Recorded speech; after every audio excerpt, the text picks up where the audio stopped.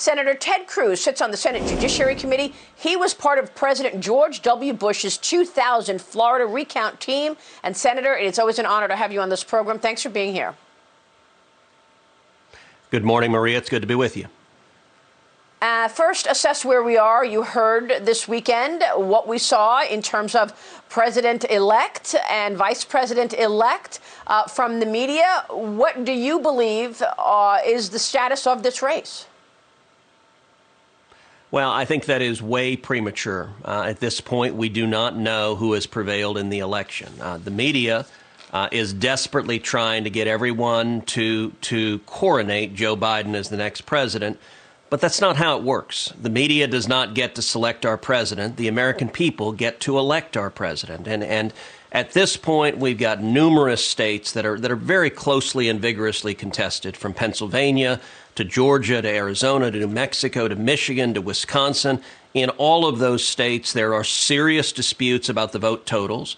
And there's a legal process to resolve those disputes. So at this point, we should allow the rule of law to operate. We should allow the legal process to move forward. And when that process is concluded, which it will be in a matter of weeks, we will know who prevailed in the elections. But the fact that the big newsrooms in New York City want Donald Trump to lose, they don't get to decide that. That's a question for the voters.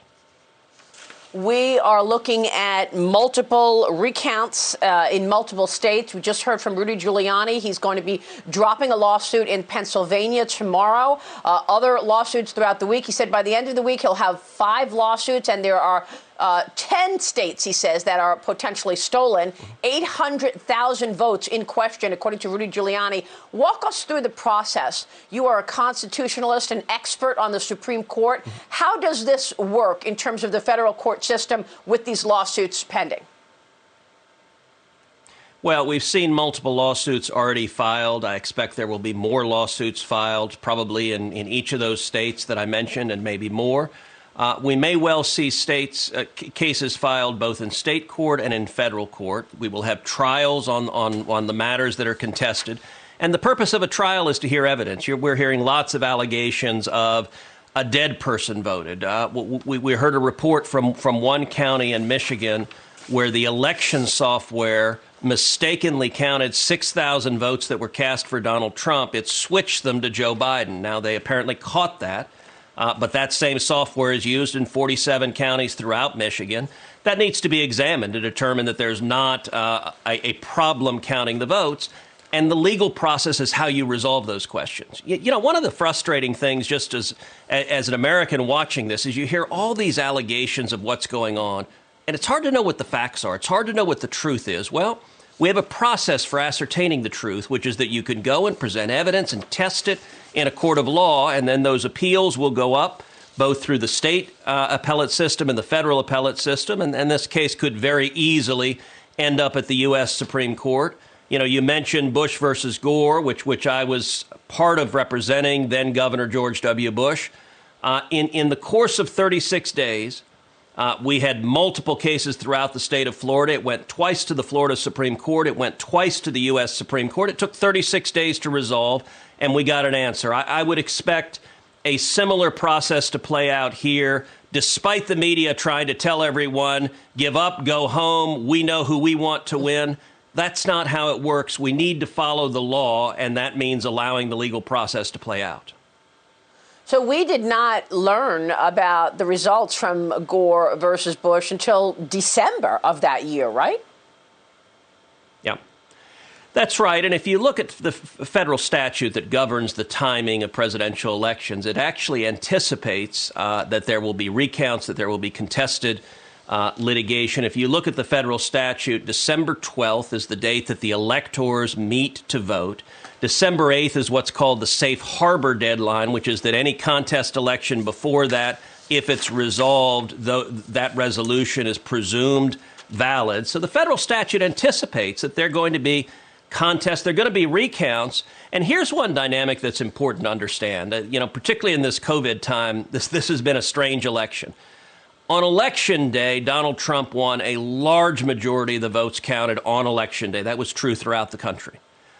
With mail-in votes that were early votes, Joe Biden won a significant majority of the mail-in votes that came in.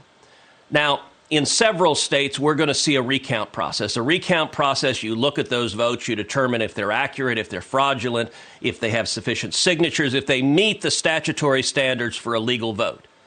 What is interesting is historically, mail-in votes are much more likely to be disqualified in a recount than in-person votes. Generally, in-person votes, they're conducted at the polling place and then they usually stand.